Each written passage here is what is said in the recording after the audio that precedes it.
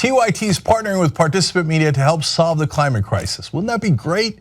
Now, look, you got to check out our series, 10 Days of Action, to learn more about what you can do to make a difference. And go see an Inconvenient sequel, Truth to Power, in theaters in New York and LA on July 28th and nationwide August 4th. NFL players have been known to suffer from brain damage as a result of the sport that they play. This was a huge story that broke about 5 years ago involving a number of NFL players that suffered from severe depression and some who even committed suicide as a result.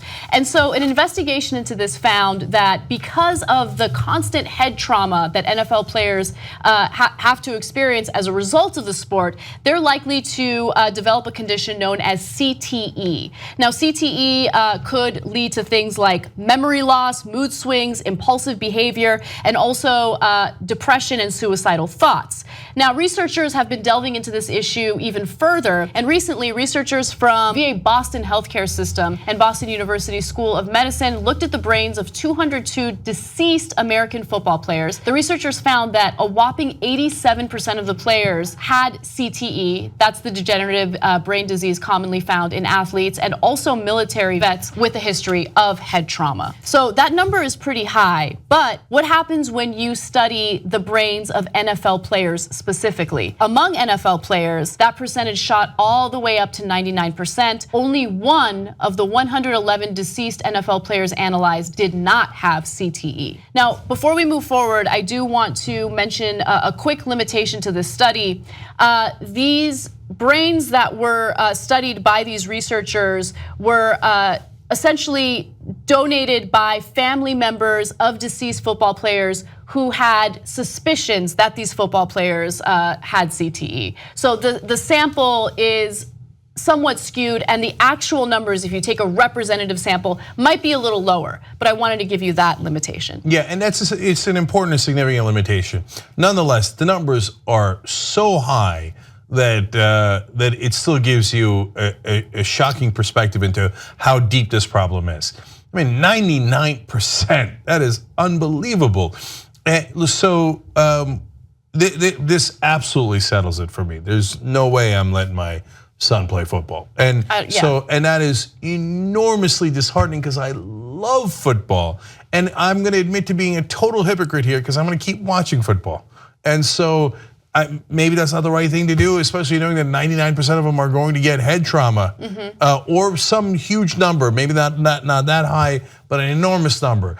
And so I don't know how it's part of how I grew up, and it's part of what I consider to be America. So I'm heartbroken over this, and I'm telling you that I'm not going to let my kids do it, but I'm going to keep watching it. So I guess I should stop watching it, but I can't. And so I'm just being totally honest about my hypocrisy on this issue. But look, when I look at more of these numbers, I think, thank God I didn't play college football because I thought about it. So I played high school football. First of all, for those of you who don't like me, this might explain something. Even among the high school football players, 21% of them had this same CTE. That's right. So, among college players, it's 91%. Well, that's where I was going with it. Yeah. I mean, so that's a 1 out of 5 chance that I got the brain trauma for playing football from 8th grade on. So we're talking about 4 years of banging my head in playing football. And I thought about playing in college. And there's 2 factors. One, there was an excellent chance that I wasn't good enough. I'd have been right on the bubble.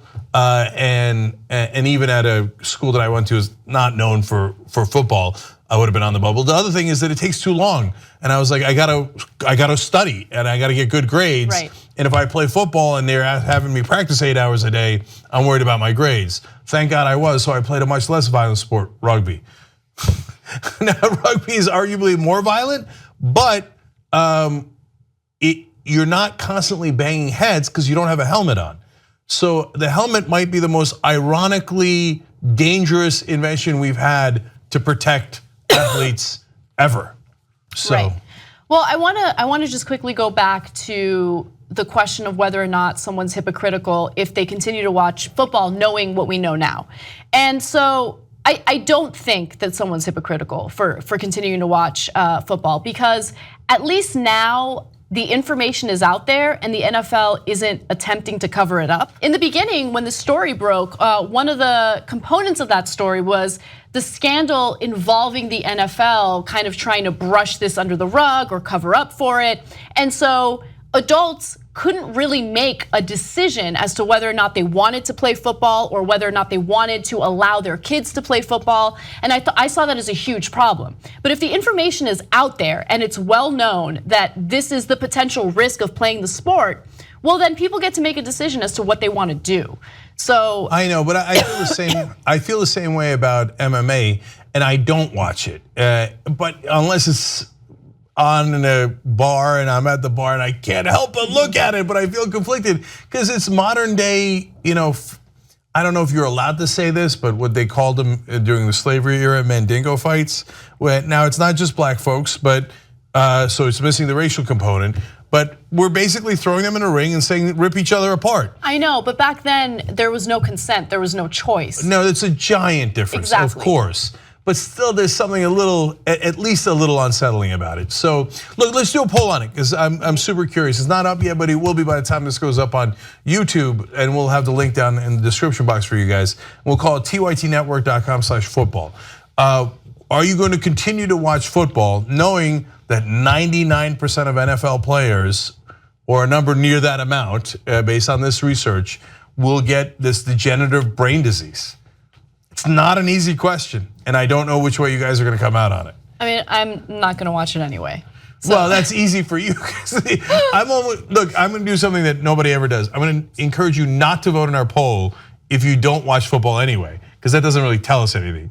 So for the people who watch football, are you going to continue to watch it knowing how much damage it does to the athletes? Good question. Yep. And jump, by the way, last point, jumping from 21% chance of when you played in high school to 91% if you played in college. That's a giant difference. So if your kids are thinking of going to college and they're going to play, don't think it's just the NFL. If you like this video, you'll love the whole TYT network. Check it out at tytnetwork.com/join.